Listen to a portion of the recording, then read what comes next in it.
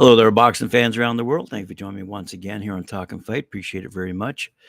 This is the Boxing News Show where I give you the basic headlines from around the world, give you a few stories, updates, previews, some quotes.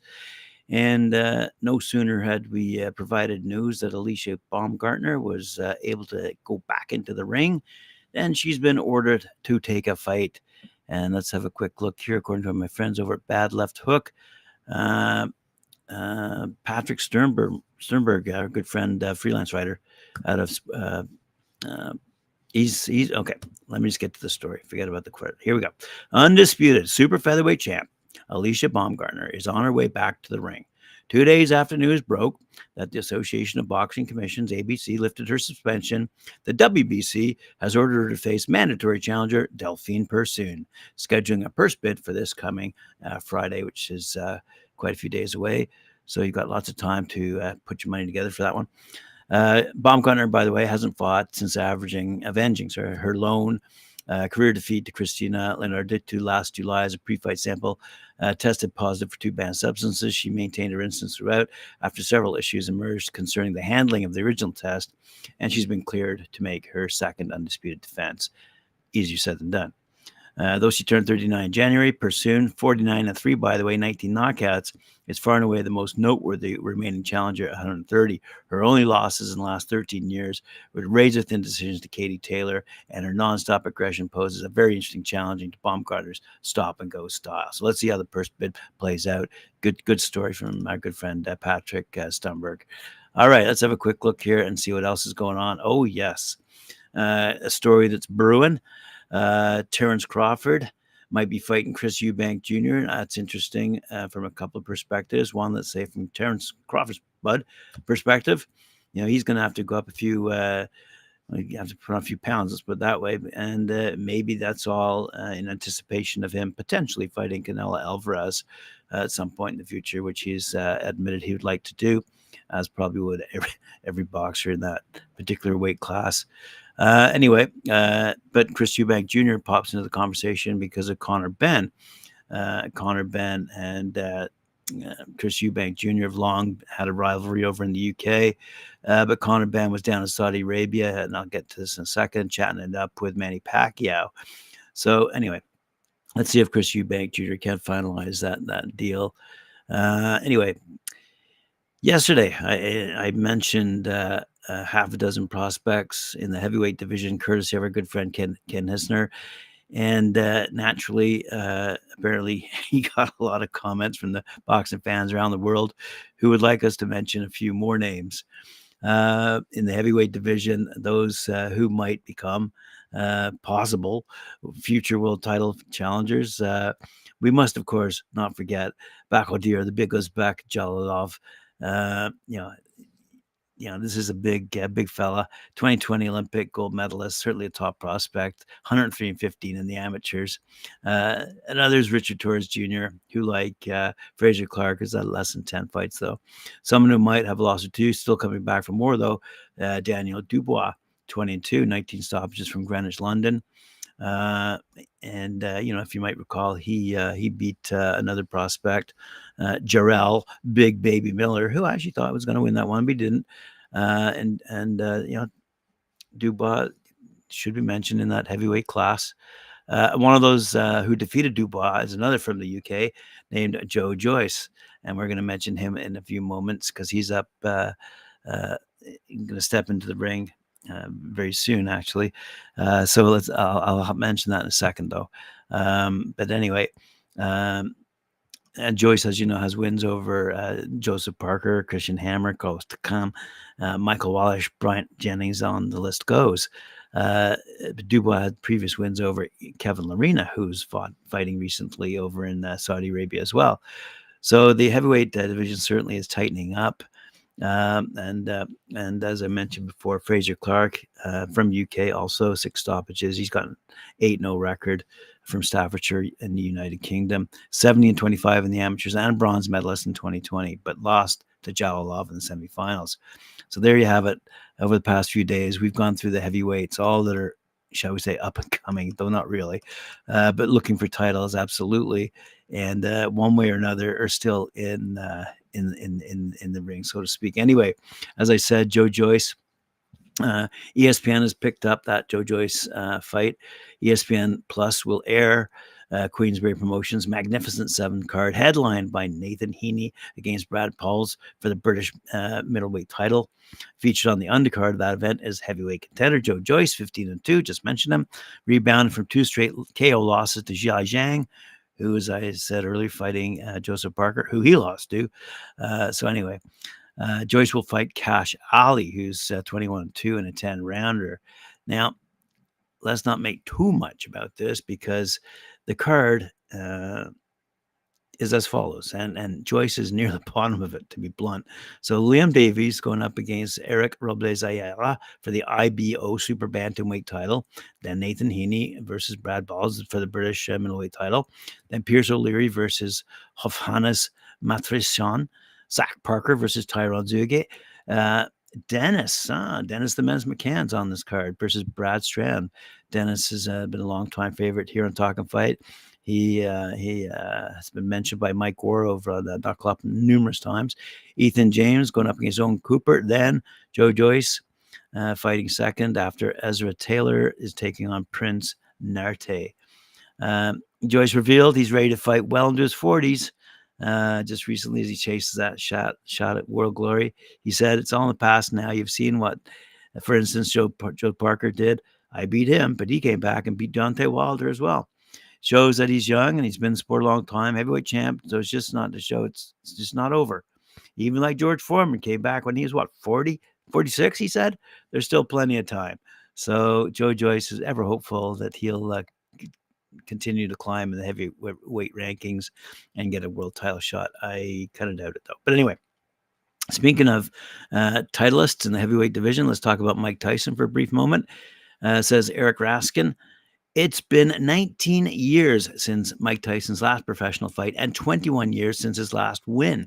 It's been 28 years since he last had a belt, 24 years since Buster Douglas ended the myth of his invincibility, and 38 years since he became the youngest heavyweight champ ever.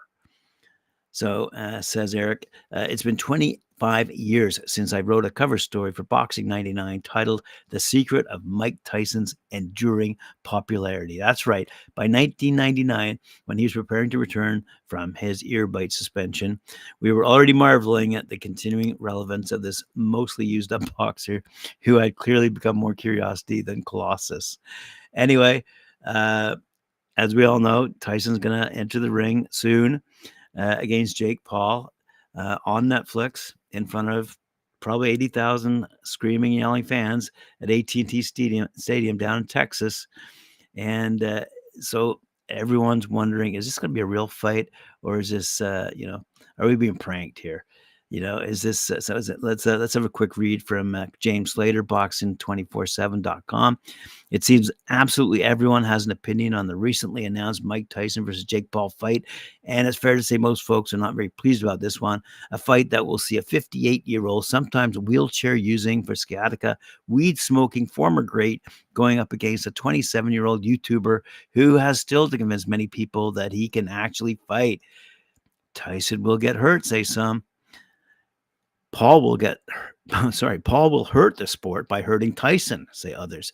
Not too many people are in between on this one, but it will be a real fight at the AT&T Stadium. Recently, two people have chimed in with differing info, those being Derek Chisora and journalist Ariel Halwini. Chisora said to Radio Rahim how he has heard the bout will be an exhibition affair with the two men wearing head guards and 18-ounce gloves. And I saw that on a good friend over on Facebook, Boxing Elite, good boxing page. Anyway, there was a really funny post that made mention of that particular comment. Anyway, let's see what just sort of had to say here. I know for a fact they're using 18-ounce gloves and head guards. If I'm not mistaken. Well, he might be. He said, I think so. We're watching a sparring match. It's a fucking joke. You think I'm paying to watch that? And countering that, Helwani said, there'll be no headgear worn. The fight to be like your typical boxing match. A pro exhibition, he said, they want pro, but that's up to the Texas Commission. So the Texas Commission will indeed decide where it'll be a true boxing match, and hopefully at heavyweight, and hopefully without headgear, and hopefully with a typical boxing glove, and not like an exhibition match like Mike Tyson had against Roy Jones. So anyway, let's hope it's going to be a normal, professional heavyweight fight, no strings attached. Speaking of legends, let's talk about Manny Pacquiao for a sec. As I mentioned earlier, he was ringside over at Saudi Arabia and got approached by Conor Benn, who said if he has to go through Manny Pacquiao on the way to a world title, then so be it. Ben and the Filipino icon went head-to-head in Saudi Arabia, and news of the summer fight between the two quickly has spread. Ben, who you know, following two positive VADA tests ahead of his proposed 2022 bout against Chris Eubank Jr., has had 2 fights in the USA, and he strenuously denies any wrongdoing, but now could be headed for that fight against Pacquiao in the Middle East, in fact. And he said, that's what I was there for, really. He said of whirlwind 72 hours in Saudi Arabia, he said, I knew Pacquiao was going to be there. Right now, that's like the one that we're focused on. Wow. Ben has talked about wanting to be in the title picture and has called out the biggest names at welterweight after he defeated Peter Dobson in Las Vegas last month. Plenty called him out too, but Pacquiao seen the possibility for May or June in Saudi Arabia, and Ben is happy to engage the future Hall of Famer. Yeah, obviously, when we did the face-off, it's like looking into a legend's eyes, Ben said. It was sort of surreal. Ben wants the big names at 147, but there's a commercial magnetism for his name to be linked with others away from the upper echelons of the relevant divisions like Kell Brook, Eubank Jr., and increasingly to the 45-year-old Pacquiao. And what does the 27-year-old, who's sporting a 23-0 record, by the way, say to those who say he should be fighting the major players at welterweight? I say that he, Pacquiao, wants to fight me. He's mentioned my name, his manager, Sean Gibbons. As all said, it's not like I haven't chased the 147s. How many times have I got to mention the 147 names? And there's videos out there saying they don't want to fight, that I'm not a big enough name. I'm not ranked or whatever. Derek Bozy Ennis was saying, so what do you want me to do? We call for Mario Barrios. We call for Yadinas Yugas. We call for Keith Thurman. So it's like, what do you want me to do? If a legend wants to share the ring with me, it would be my honor, said Conor Benn. All right, good for him. All right. One last story here, quickly. Oscar Valdez will take on Liam Wilson. Oscar Valdez sporting a 31-2 record, and Wilson sporting a 13-2 record. Will go head-to-head, toe-to-toe, featuring Sinicia Super Batistrada and Yocasta Valley on the undercard, fighting at the Desert Diamond Arena on ESPN+.